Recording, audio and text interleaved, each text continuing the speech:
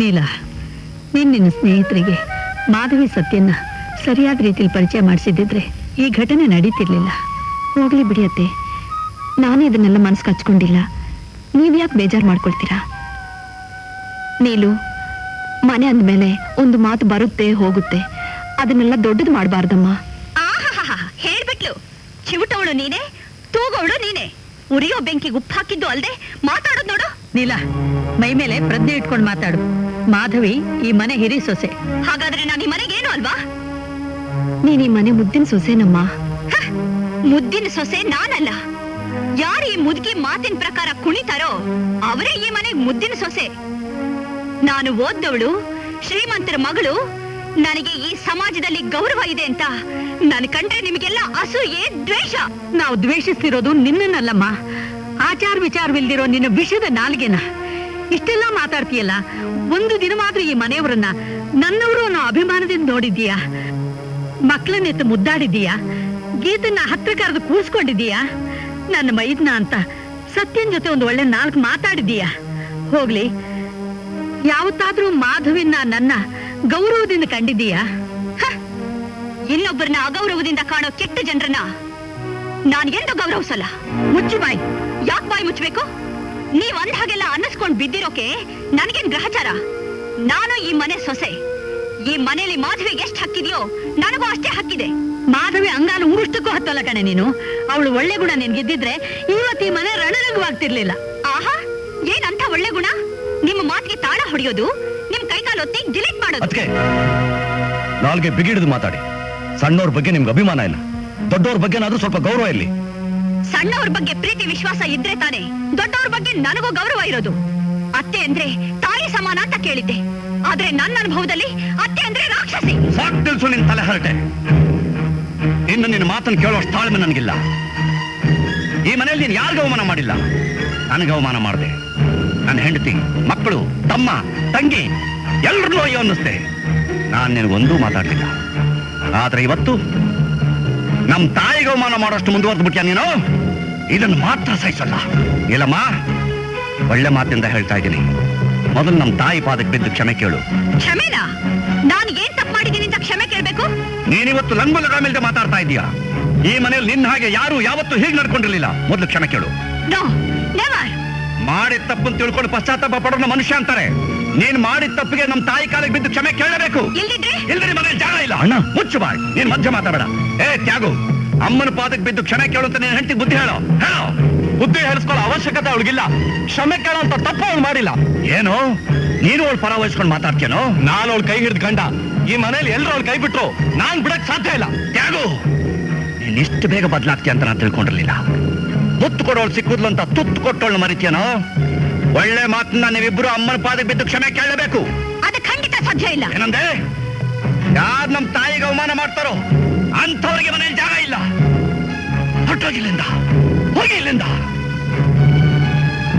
I said get out from this house.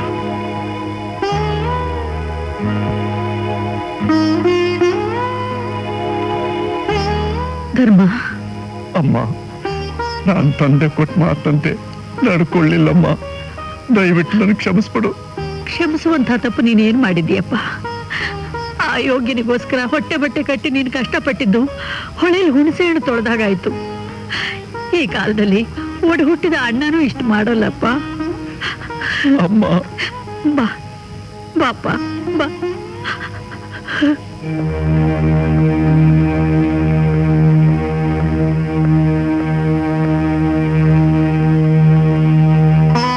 ಯಾಗು, ಈ ಸಿಹಿ ತಿನ್ಕೊಂಡು ಹೋಗಪ್ಪ. ಹೋಗುವಾಗ ಸಿಹಿ ತಿನ್ಕೊಂಡು ಹೋದ್ರೆ ಮತ್ತೆ ಸುಖವಾಗಿ ಹಿಂದಕ್ಕೆ ಬರ್ತಾರಂತೆ. ಅನ್ನು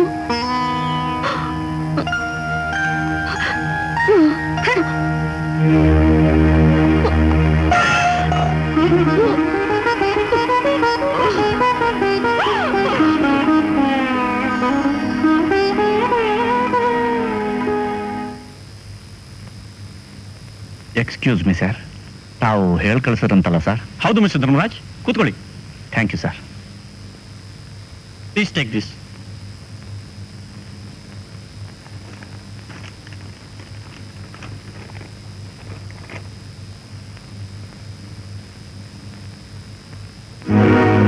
ಏನ್ ಸರ್ ಇದು ನೋಟಿಸು?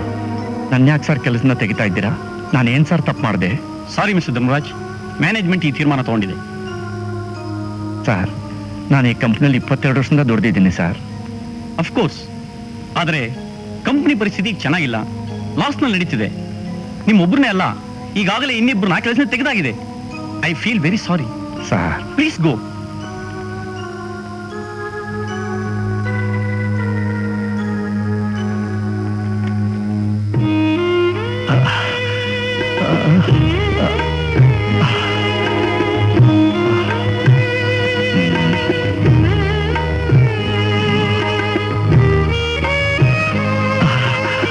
ಏನಂದ್ರೆ ಬನ್ನಿ ಕೂತ್ಕೊಳ್ಳಿ.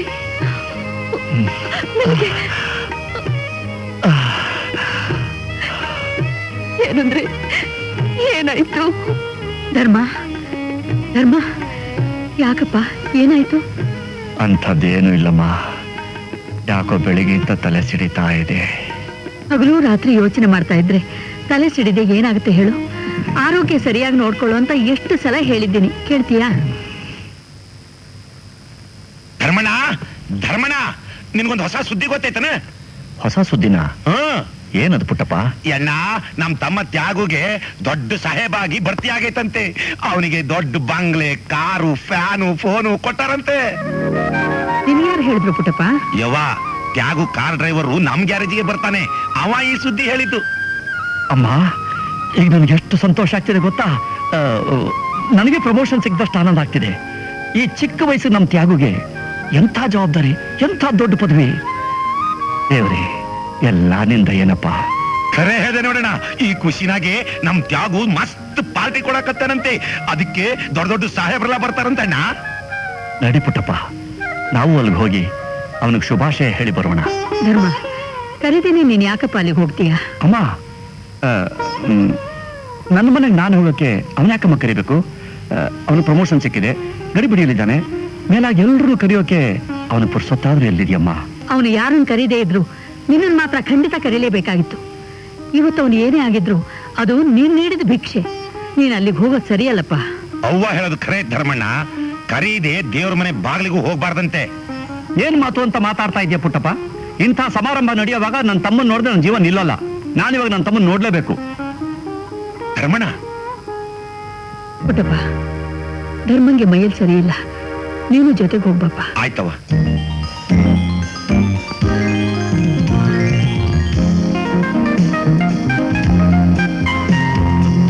ಯಾರೇ ಬೇಕು?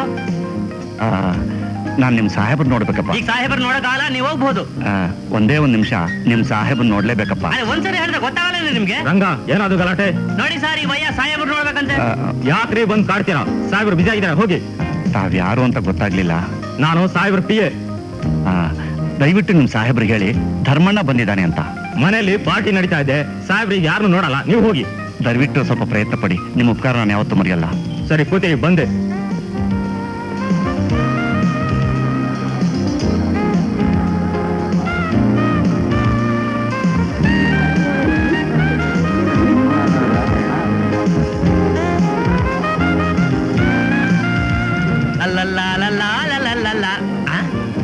ಅರೆ, ದೊಡ್ಡ ಮನುಷ್ಯ ಕುರ್ಚಿ ಮೇಲೆ ಕೂತಿದ್ಯಲ್ಲಯ್ಯ. ಆಗ್ಲೇ ಹೇಳಿಲ್ಲ ಸಾಹೇಬ್ರು ನೋಡಕ್ಕಾಗಲ್ಲ, ಹೋಗಯ್ಯ ಅಂತ. ಹೇಳ ಮೇಲೆ ಅಂದ್ರೆ ಅಯ್ಯ, ನಾನು ಯಾರು ಅಂತ ನಿಂಗೆ ಗೊತ್ತಿಲ್ಲ.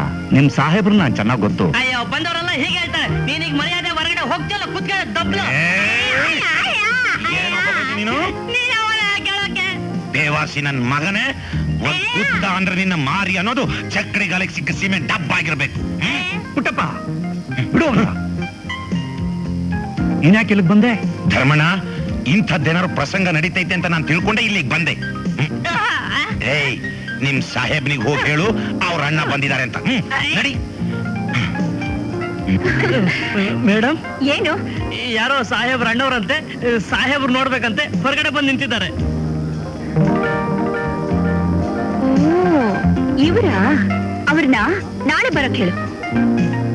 ಸ್ವಾಮಿ, ಮೇಡಮ್ ಹೇಳಿದ್ರು ನೀವು ನಾಳೆ ಬರ್ಬೇಕಂತೆ. ನೋಡಪ್ಪ, ನಿಮ್ ಮೇಡಮ್ ಅವ್ರಿಗೆ ಹೇಳು ನಾವು ಶುಭಾಶಯ ತಿಳ್ಸಕ್ ಬಂದಿದೀವಿ ಅಂತ. ಒಳ್ಳೆ ಪರಿಸ್ಥಿತಿ ಬಂತಲ್ರಿ. ಅಲ್ಲೋದ್ರೆ ಅಮ್ಮ ಅವ್ರು ಬೈತಾರೆ. ಹೊಡಿತಾರೆ, ಇಲ್ಲಿ ಬಂದ್ರೆ ನೀವ್ ಹೊಡೆಯಕ್ ಬರ್ತೀರಿ. ನಾನೇ ನಿಮಗ್ ಜವಾನನೋ ಇಲ್ಲ ಅವ್ರ ಜವಾನ? ಮಾತಾದ್ರೆ ಮಣ್ಣಾಗಿ ಮುಚ್ಚಿಬಿಡ್ತೀನಿ ಮಗನೇ.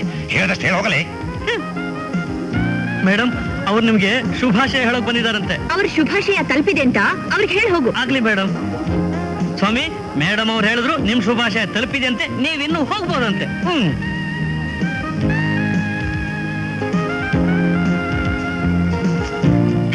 ಪುಟ್ಟಪ್ಪ, ಧರ್ಮಣ್ಣ, ದುಡುಕ್ಬೇಡ, ನನ್ನ ಮಾತು ಕೇಳು. ನಡಿ ಹೇಳ್ತೀನಿ. ಧರ್ಮಣ್ಣ, ನೀನು ಹೂ ಅನ್ನು ತ್ಯಾಗನು ಎಳ್ಕೊಂಡು ಬಂದು ನಿನ್ ಕಾಲ್ ಮೇಲೆ ಒಗಿತೀನಿ. ಪುಟ್ಟಪ್ಪ, ಗಲಾಟೆ ಮಾಡಿ ಇಂಥ ಒಳ್ಳೆ ಸಮಾರಂಭವನ್ನು ಕೆಡಿಸಬಾರ್ದು. ನಡಿ ಹೋಗೋಣ. Oh hello hello, please Congratulations. Thank you. You should have come a little bit earlier. ನೋಡ್ದೆ ಧರ್ಮಣ್ಣ, ನಿನ್ ತಮ್ಮನ್ ಸೊಕ್ನ ಕಂಡ್ರು ಕಾಣ್ದಂಗ್ ಹೋಗ್ತಾನೆ. ಪುಟ್ಟಪ್ಪ, ನನ್ನ ತಮ್ಮ ಅಂಥವನಲ್ಲ. ನೋಡ್ದ್ಯಾ, ಅವ್ನು ನೋಡೋಕೆ ಎಂತೆಂತ ದೊಡ್ಡ ಮನುಷ್ಯರು ಬರ್ತಿದ್ದಾರೆ. ಅವನಿಗೆ ಬಹಳ ಬ್ಯುಸಿ ಆಗಿದ್ದಾನೆ. ನಾವೀಗ ಅವನು ತೊಂದರೆ ಮಾಡಬಾರ್ದು. ನಡಿ ಹೋಗೋಣ, ನಡಿ.